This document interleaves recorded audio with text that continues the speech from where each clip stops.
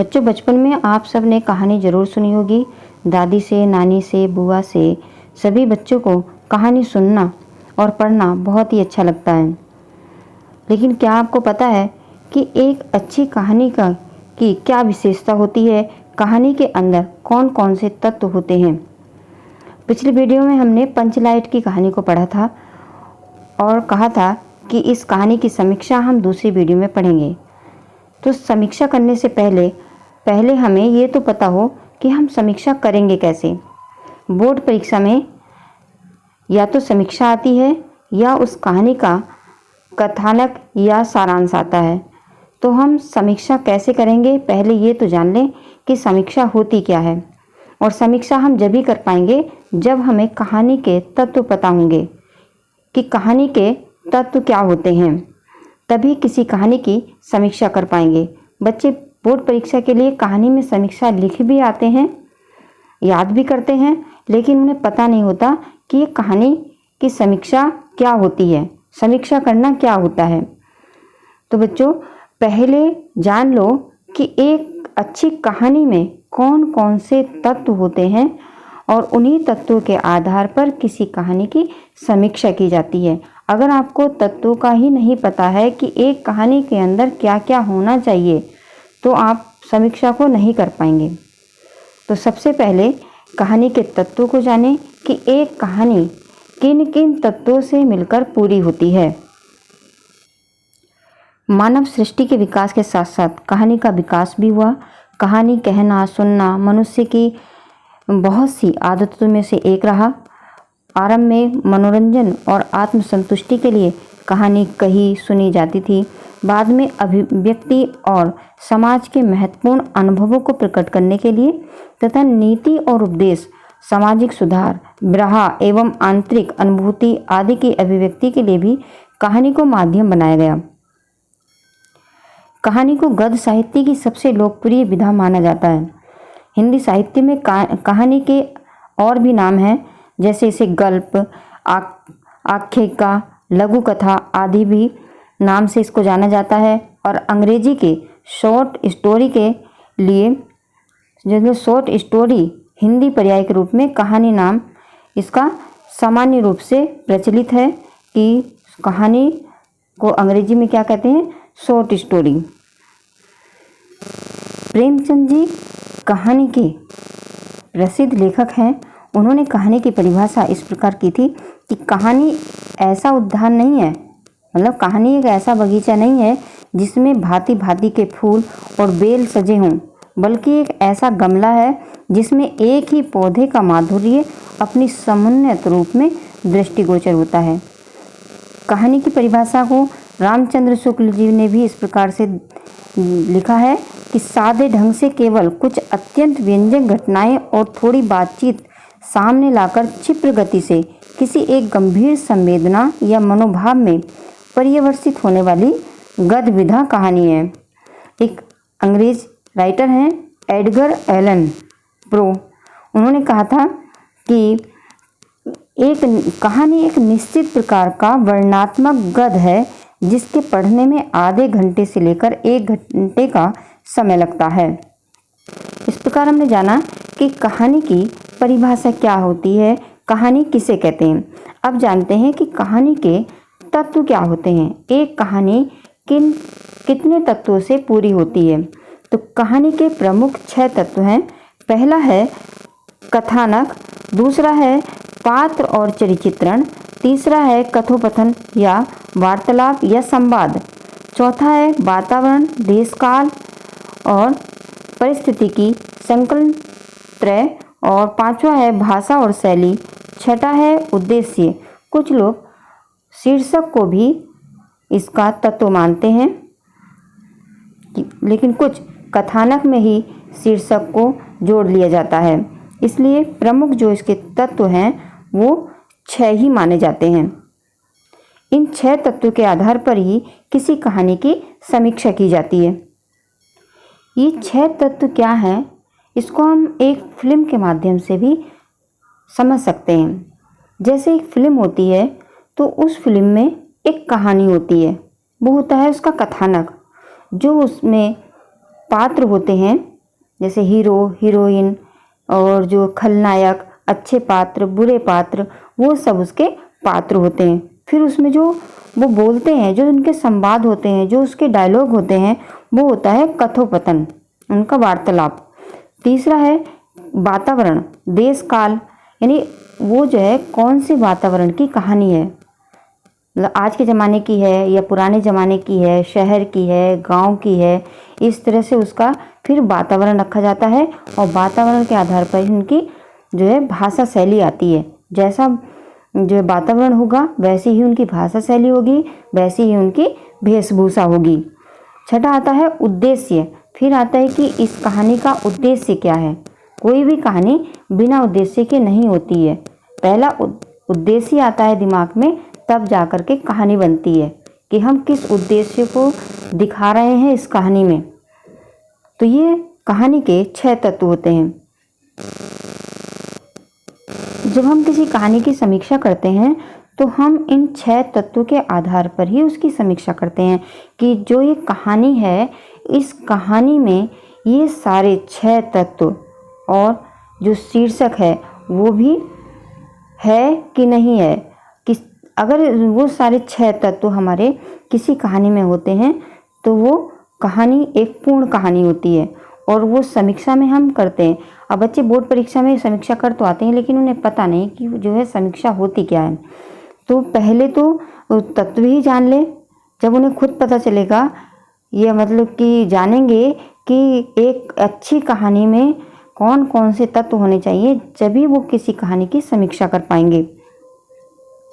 तो हमने जान लिया कि एक अच्छी कहानी में क्या होना चाहिए, कहानी होनी चाहिए मतलब, और फिर उसमें पात्र होने चाहिए, फिर कथोपकथन मतलब संवाद होंगे, फिर कोई एक माहौल होगा, किसी चीज़ का वातावरण होगा, देश काल होगा, फिर उनकी जो भाषा शैली होगी, और फिर लास्ट में उद्देश्य होगा। अब हम इनको अलग अलग जानेंगे एक एक करके कि जो है 6 जो तत्व हैं वो क्या हैं। जैसे पहला है कथानक। कथानक कहानी का मुख्य तत्व होता है। आधुनिक कहानियों में धीरे धीरे कथानक को कम महत्व दिया जाने लगा, किंतु इससे कोई प्रयोग विशेष सफल नहीं हो सका। विषय की दृष्टि से कथानक ऐतिहासिक, पौराणिक, सामाजिक, राजनैतिक, समस्यामूलक आदि अनेक प्रकार के होते हैं। घटना प्रधान कहानियों को घटना प्रधान, चरित्र प्रधान कहानियों को चरित्र प्रधान तथा समस्या प्रधान कहानियों को समस्या मूलक कहानी कहते हैं। इस प्रकार इसमें ये बताया गया है कि जो कहानी होती है वो कोई ऐतिहासिक भी होती है, कोई इतिहास से संबंधित भी हो सकती है, कोई पौराणिक यानी किसी धर्म से संबंधित भी हो सकती है, कोई सामाजिक समस्या को लेकर हो सकती है, कोई राजनीति को लेकर हो सकती है, या कोई समस्या को दिखाने के लिए भी कोई कहानी लिखी जा सकती है। कोई कहानी घटना प्रधान होती है, जो किसी घटना पर आधारित होती है तो उसे घटना प्रधान कहते हैं। किसी चरित्र को लेकर के कोई कहानी रखी जाती है कि तो उसे चरित्र प्रधान कहानी कहा जाता है। किसी समस्या को लेकर के कहानी लिखी जाती है तो उसे समस्या प्रधान कहानी कहा जाता है। जो कथानक होता है, कथानक की विकास की दृष्टि से कथानक के भी 5 अंग होते हैं। मतलब जो कथानक होगा, जो कहानी होगी, उसके भी जो है 5 सोपान होंगे। सोपान का मतलब उसकी जो 5 सीढ़ी होंगी। एक कथानक या जो है वो 5 सोपानों से होकर गुजरता है, या उसके 5 अंग होते हैं। तो पहला कौन सा होता है? पहला होता है प्रारंभ, दूसरा होता है अंतर्द्वंद, तीसरा होता है चरमोत्कर्ष, और चौथा होता है अवरोह, और 5वां होता है अंत। अब ये 5 चीज़ क्या हैं? अब जो है इनको जानना बहुत ज़रूरी है कि क्या है। ये प्रारंभ क्या है, अंतर्द्वंद क्या है, चरमोत्कर्ष क्या है, अवरोह क्या है, अंत क्या है। अगर हमें इन 5 का नहीं पता तो हम कैसे बताएंगे कि जो इस कहानी का जो कथानक था वो मतलब सही था? क्योंकि जो कथानक होता है इन 5 सोपानों से ही जो है पूरा होता है। तो पहला क्या है? प्रारंभ। मतलब पहले जो कोई कहानी जो है शुरू होती है उसे कहते हैं प्रारंभ, और जब उसमें अंतर्द्वंद आता है, समस्या आने लगती हैं, है ना, तो उसे कहते हैं अंतर्द्वंद।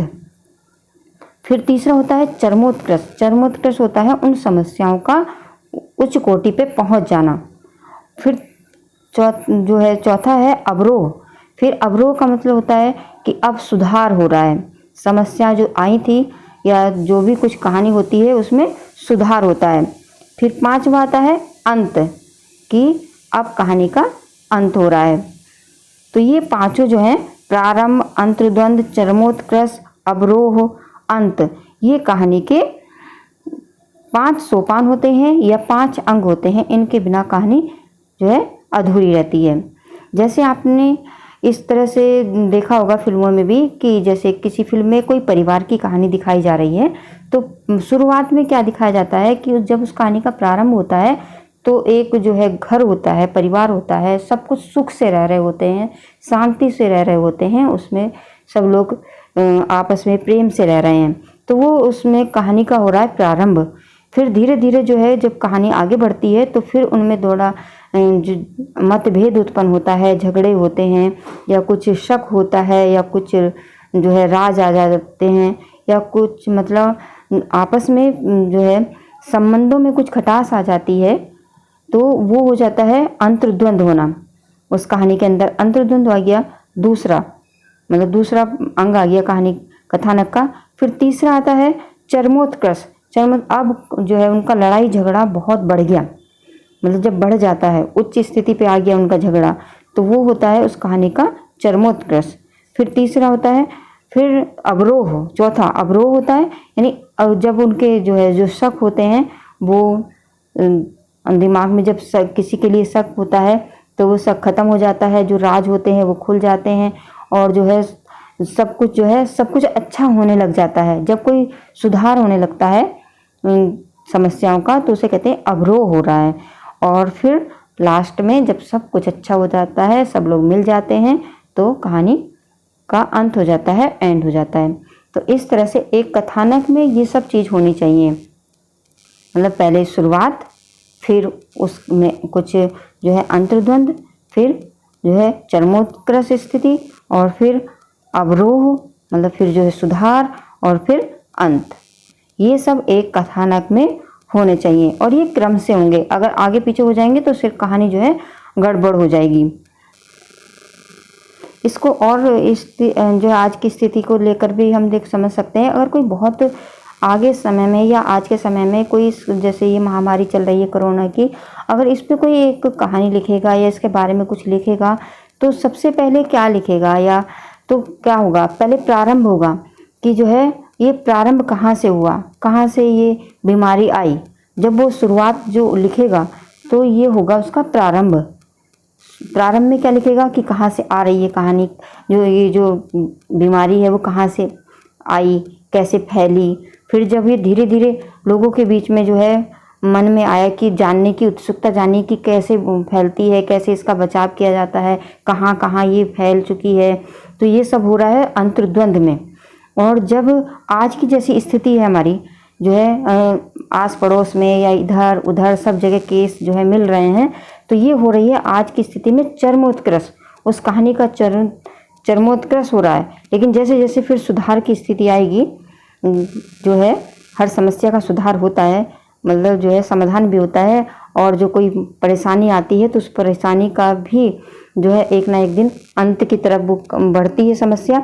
तो ये जो समस्या आई है कोरोना वाली, तो ये भी एक दिन क्या होगा, धीरे धीरे समाप्त होती चली जाएगी। इसका भी अवरोह होगा। जब ये धीरे धीरे इसका सुधार होने लगेगा और ये जो सब लोग ज़्यादा ठीक होने लगेंगे, बीमार कम होंगे, और एक दिन तो ये होगा उसका अवरोह होना।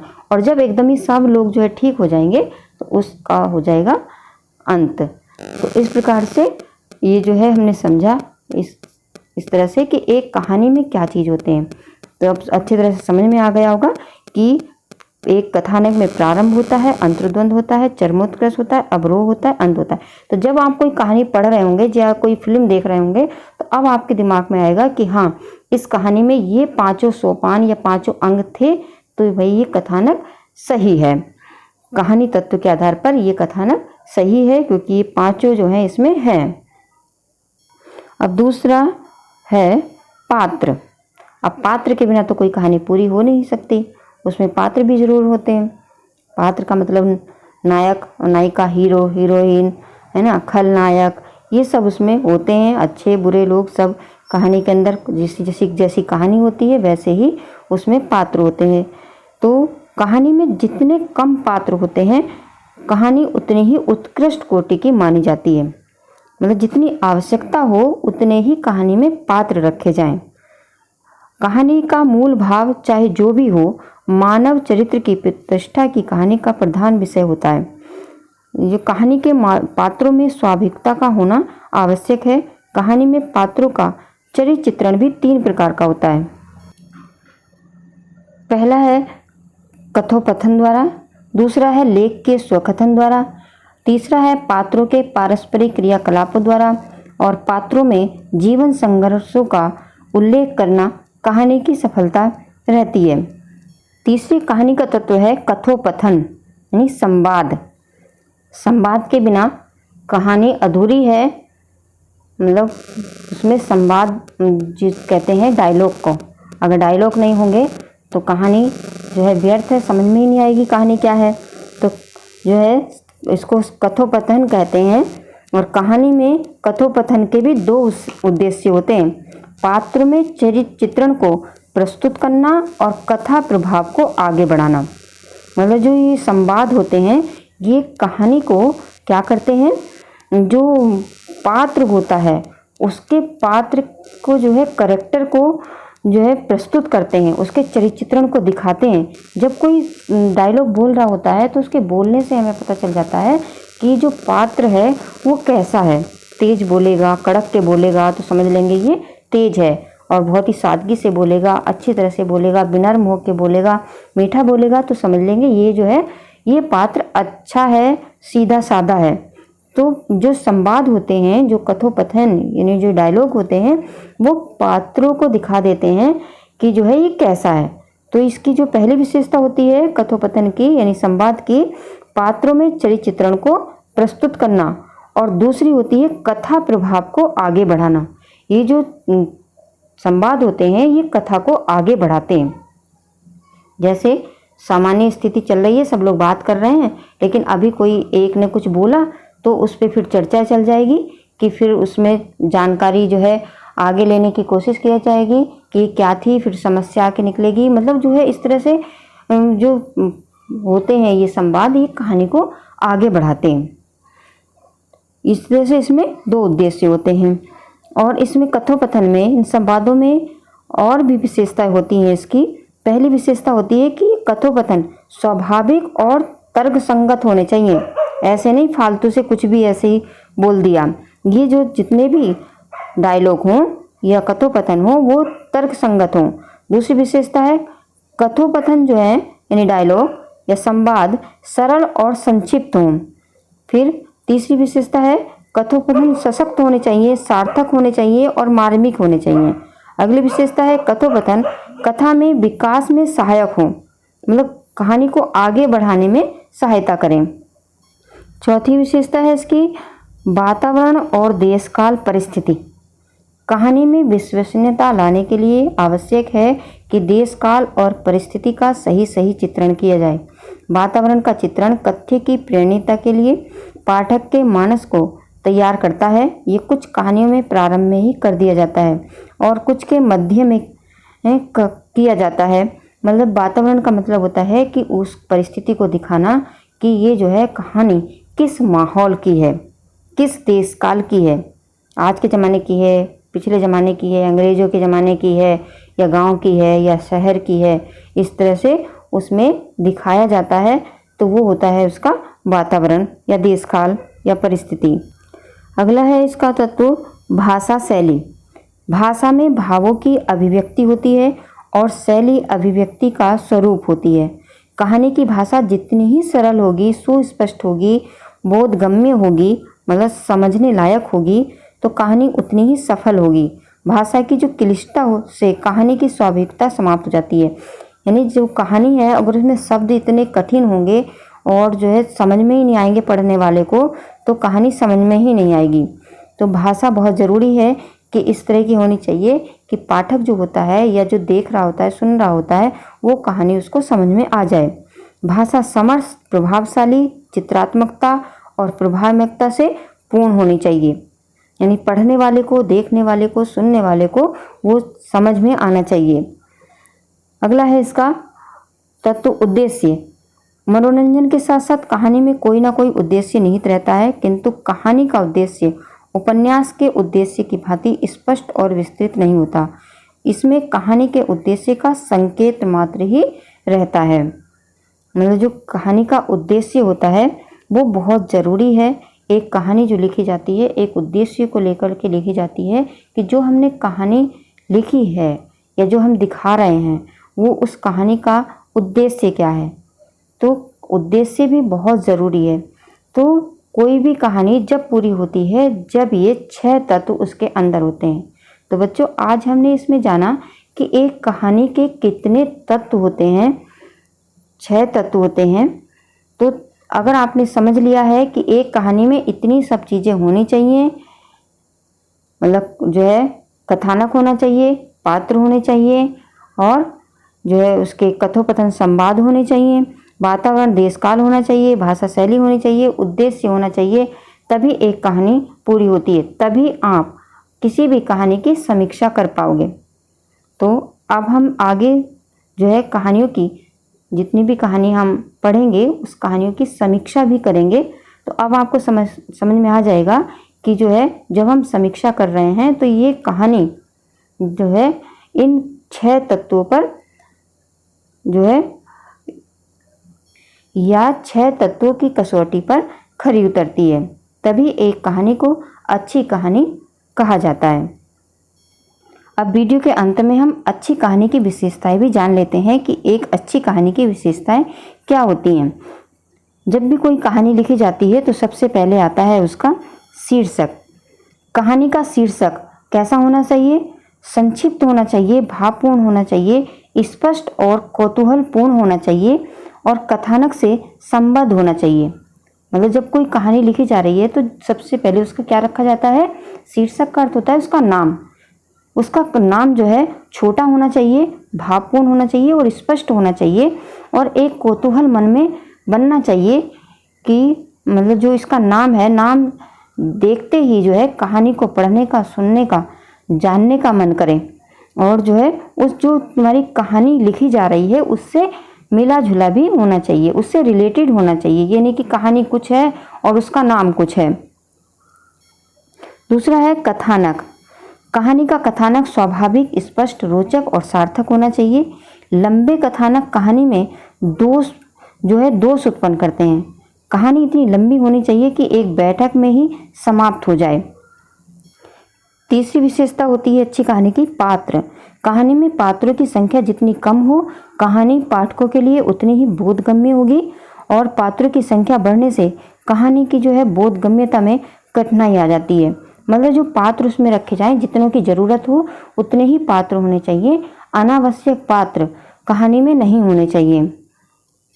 अगली विशेषता है कहानी की चरिचित्रण। पात्रों के चरिचित्रण में जितनी स्वाभाविकता और स्पष्टता का ध्यान रखा जाएगा कहानी उतनी ही स्पष्ट होगी।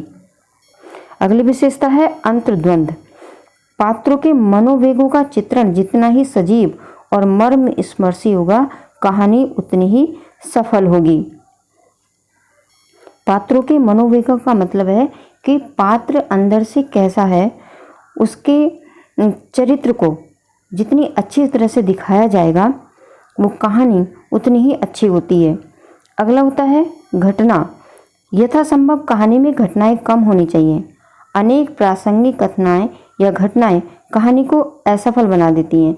मतलब जितनी ज़रूरत हो उतनी ही घटनाएं हों, जो है जितनी ज़रूरत नहीं है अगर हम फालतू की घटनाएं उसमें रखेंगे तो कहानी हमारी बड़ी हो जाएगी और हमारे उद्देश्य से भी भटक जाएगी। अगला है कौतूहल। कहानी का प्राण कौतूहल होता है जिसका आदि से अंत तक होना आवश्यक है। इसमें पाठकों के मन में कहानी के प्रति विशेष रुचि पैदा होती है। कौतूहल का होना बहुत ज़रूरी है कि जब कहानी की शुरुआत हो तो पाठक के मन में उसको पढ़ने की जिज्ञासा बनी रहे कि जैसी कहानी शुरू हुई तो इसमें और आगे क्या होगा और आगे क्या होगा। इस तरह का कौतूहल जो है पाठक के मन में या श्रोता के या दर्शक के मन में बना रहना चाहिए। तो कौतूहल भी एक अच्छी कहानी का जो है प्रमुख तत्व है। आगे आता है भाषा शैली। कहानी की भाषा शैली अत्यंत ही सरल, स्वाभाविक, स्पष्ट और प्रभावशाली होनी चाहिए। अगला है कथोपकथन। कहानी में आए हुए कथोपकथन मतलब संवाद, डायलॉग संक्षिप्त, स्वाभाविक, अर्थपूर्ण तथा तर्क संगत होने चाहिए और लंबे कथोपकथन से भाषणों की नीरसता आने लगती है। फिर है अगला है उद्देश्य। कहानी मनोरंजन के साथ साथ जीवन के किसी पक्ष से संबंधित किसी न किसी उद्देश्य का उद्घाटन करने वाली होनी चाहिए। मतलब एक जो कहानी हो वो कुछ ना कुछ एक उद्देश्य लेकर आए या उद्देश्य बताने वाली हो, वही कहानी अच्छी होती है। अगला है वातावरण।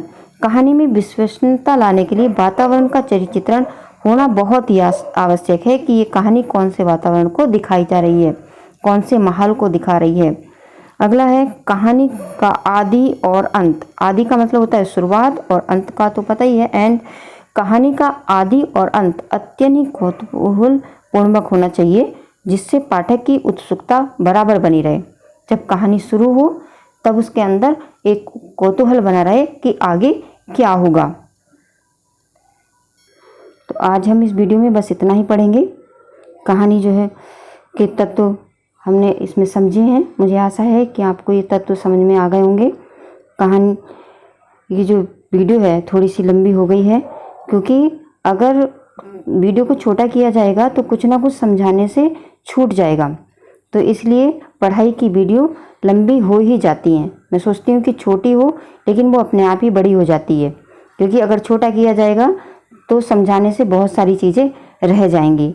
तो इसलिए वीडियो थोड़ी लंबी हो गई है, लेकिन फिर भी जो है इसमें बहुत सारी बातों को समझाया गया है। मुझे आशा है कि आप सबको इस जितनी भी कहानी के तत्व हैं वो अच्छी तरह से समझ में आ गए होंगे। तो जो इस चैनल पर नए हैं वो इस चैनल को सब्सक्राइब कर लें, क्योंकि सब्सक्राइब करने से ही अगली वीडियो का नोटिफिकेशन आपके पास पहुंचेगा। धन्यवाद।